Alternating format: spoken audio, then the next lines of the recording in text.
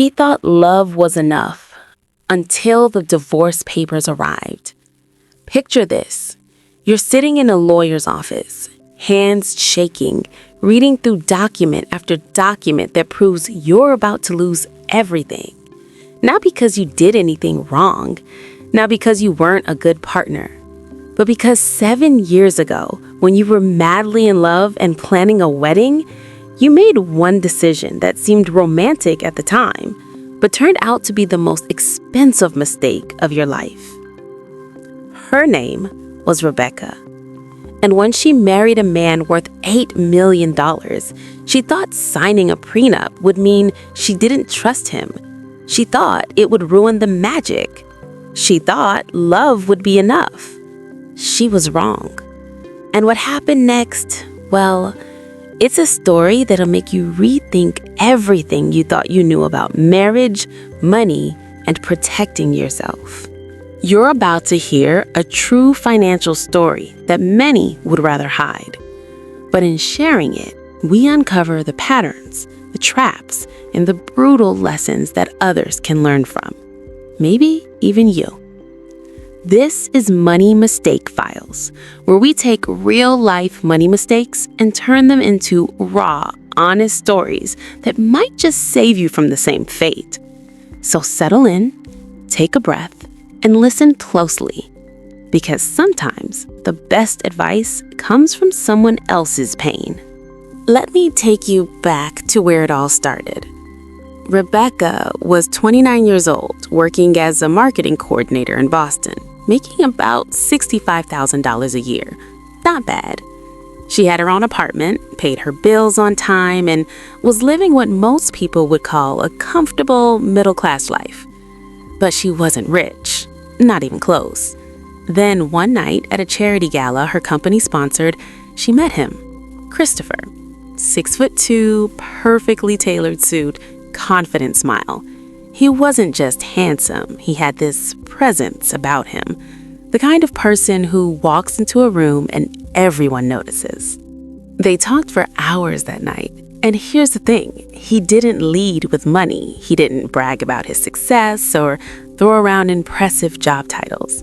He was charming, funny, genuinely interested in what she had to say. By the end of the evening, Rebecca felt something she hadn't felt in years. Butterflies. They started dating 2 weeks later. Christopher, she learned, was the heir to a family real estate empire. His grandfather had built it from nothing in the 1950s, and now the portfolio was worth tens of millions. Christopher himself had a personal net worth of around $8 million.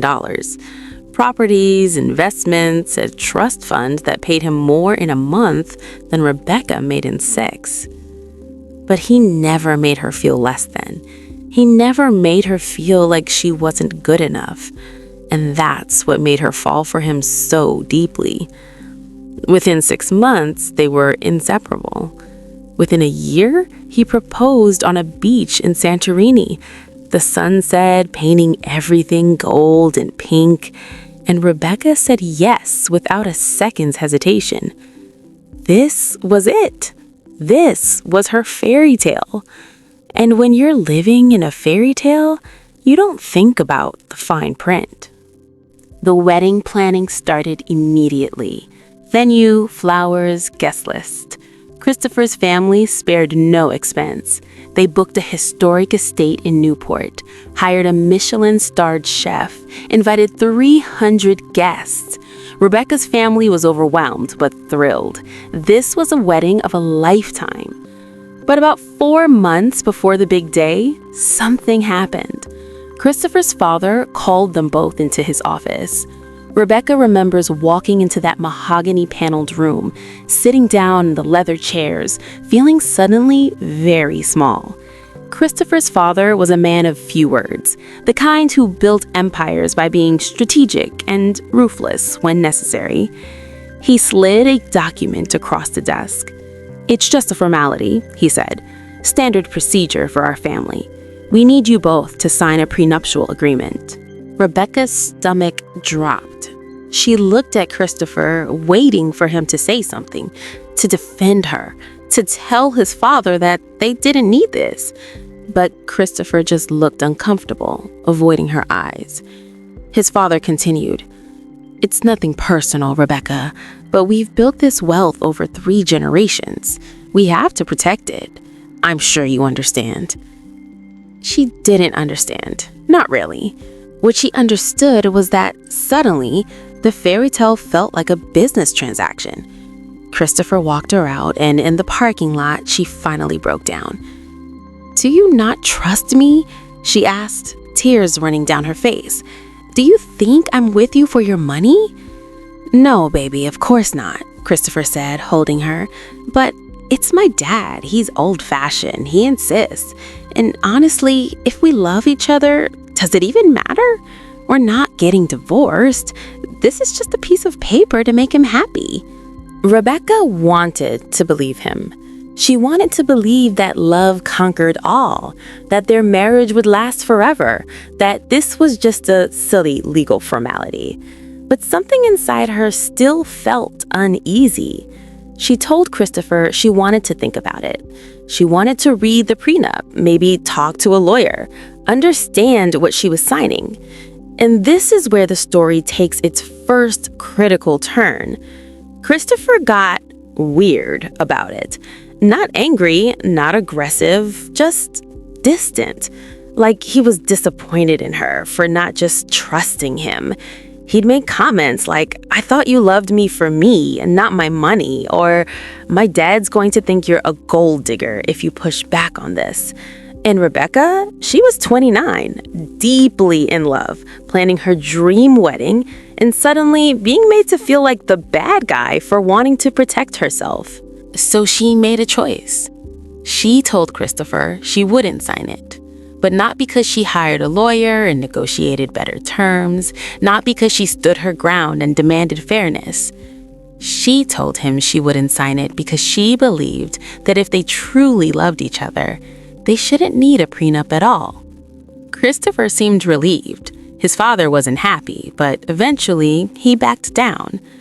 Rebecca had called what she thought was a bluff. She thought she'd proven her love.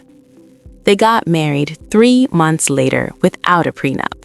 And for the first few years, it was perfect. Let me tell you about those early years, because this is important. This is why the ending hurt so much. Rebecca and Christopher were happy, really genuinely happy. They moved into a beautiful brownstone in Back Bay. Christopher owned it outright, no mortgage. Rebecca quit her marketing job because Christopher suggested she focus on building their life together. At the time, it felt romantic, empowering even. She'd always wanted to explore interior design, maybe start a side business. She redecorated the entire house, hosted dinner parties, traveled with Christopher to Paris, Tokyo, the Amalfi Coast. Her Instagram looked like a dream life, and honestly, it felt like one too. She got pregnant with their first child when she was 31, a daughter, Emma. Then 2 years later, a son, Lucas. Rebecca poured everything into being a mother. She was at every school event, every play date, every doctor's appointment. Christopher worked long hours managing the family properties, but when he was home, he was present. They were a team. Money was never discussed. Christopher handled all the finances. The bills were paid, the accounts were full, and Rebecca never had to worry. She had a credit card with no limit, access to checking accounts, a comfortable allowance for personal expenses. She wasn't naive. She knew the money was Christopher's. But they were married. They were partners. She trusted him completely. And here's what's so insidious about this situation. When you're living that comfortably, when you're not struggling to pay rent or worried about where the next meal comes from, you stop thinking about worst-case scenarios. You stop thinking about protection. Because why would you? Everything's fine. Everything's perfect. Until it's not. The cracks started showing when Rebecca was 36, 7 years into the marriage. Christopher became distant. He worked later hours, took more business trips. When he was home, he was on his phone constantly, texting people she didn't know. Rebecca tried to talk to him about it. "Are we okay?" she'd ask. "You seem stressed." "I'm fine," he'd say. "Just work stuff." But she wasn't stupid. She could feel him pulling away. Then one night, she saw a text notification on his phone when he was in the shower. It was from someone named A with a heart emoji. The preview said, "Can't wait to see you this weekend." Her heart stopped. She confronted him that night. He denied everything at first. Then he admitted he'd been talking to someone, but swore nothing physical had happened. Then, after weeks of Rebecca pressing, the full truth came out. He'd been having an affair for 8 months with a woman he met at a real estate conference, someone younger, someone who understood his world. Rebecca was devastated, but she still wanted to try. For the kids, for the life they'd built. She suggested counseling. Christopher agreed, but his heart wasn't in it. 6 sessions in, he stopped showing up. And 3 months after the affair was discovered, he told Rebecca he wanted a divorce. Just like that.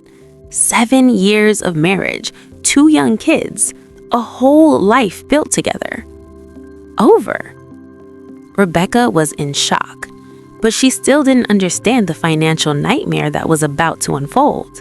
When Rebecca walked into her first meeting with a divorce attorney, she thought the process would be straightforward. They'd split things fairly.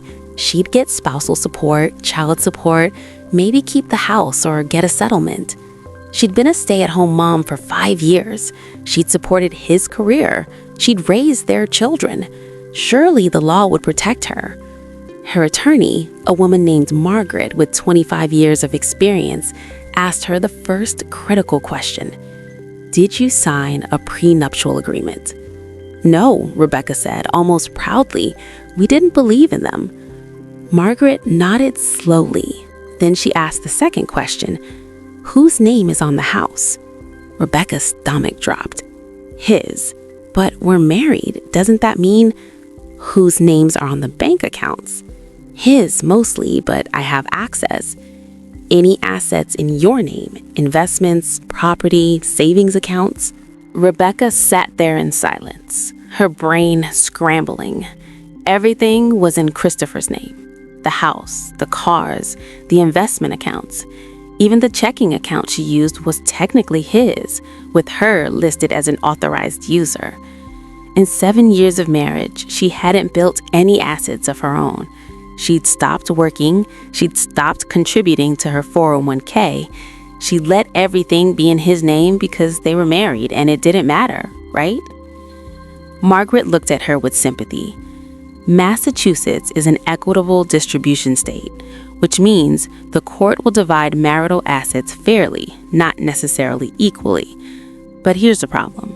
Christopher's wealth largely came from family money he had before the marriage, and without a prenup defining what's marital property versus separate property, this is going to be complicated. "But I was his wife," Rebecca said, her voice breaking. "I raised his children. I gave up my career for him." "I know," Margaret said gently, "and we'll fight for you. But I need you to understand, this isn't going to be easy." What followed was 18 months of brutal legal warfare. Christopher's attorneys argued that most of his wealth was inherited or acquired before the marriage, making it separate property. They valued the marital estate at a fraction of his actual net worth. They fought against spousal support, arguing Rebecca was young enough to return to work. They tried to minimize child support by claiming Christopher shouldn't be penalized for being successful. Rebecca's entire life was picked apart in depositions. Every purchase she'd made, every trip she'd taken, every decision was scrutinized. Christopher's team painted her as someone who'd lived lavishly at his expense and now wanted a payday. It was humiliating, degrading, and expensive. Legal fees mounted. Rebecca had to borrow money from her parents just to keep fighting. Meanwhile, Christopher had unlimited resources. The worst part? Christopher changed. The man who'd once loved her, who'd promised forever, now looked at her with cold indifference. His lawyers delayed proceedings, filed endless motions, tried to exhaust her financially and emotionally, and it worked. After 18 months, Rebecca's attorney sat her down with hard truth. "We can keep fighting," Margaret said, "but it's going to cost you another $100,000 in legal fees, and there's no guarantee we'll win more than what's on the table now. You need to seriously consider settling." The settlement offer: $400,000 as a lump sum, $3,000 a month in child support until the kids turned 18, no spousal support, no house, no ongoing stake in Christopher's assets. Rebecca did the math. After 7 years of marriage to a man worth $8 million, after giving up her career, after raising 2 children, after building a life together, she was walking away with what amounted to about $60,000 per year of marriage. Meanwhile, Christopher kept everything: the house, the investments, the properties, his wealth largely intact. She signed the papers in October. By December, Christopher was already dating someone new. Someone who, Rebecca learned through mutual friends, had signed a prenup without hesitation. Funny how that worked. So what's the lesson here? Because this isn't just about prenups, though that's obviously a big part of it. The lesson is this: love and protection are not opposites. Rebecca thought asking for a prenup meant she didn't trust Christopher. She thought protecting herself financially meant she wasn't committed to the marriage. But here's the truth. A prenup isn't about planning for divorce. It's about having an honest conversation about money before you legally bind your life to someone else's. If Christopher had truly loved Rebecca, he would have wanted her protected too. They could have drafted a prenup that was fair to both of them, one that acknowledged her contributions as a partner and mother, one that ensured she wouldn't be left with nothing if things went wrong. Instead, by avoiding the conversation entirely, Rebecca left herself completely vulnerable. And when love ended, because sometimes love does end, no matter how much we wish it wouldn't, she learned the hardest lesson of all. The time to protect yourself is when you don't think you need it. If you take nothing else from Rebecca's story, take this.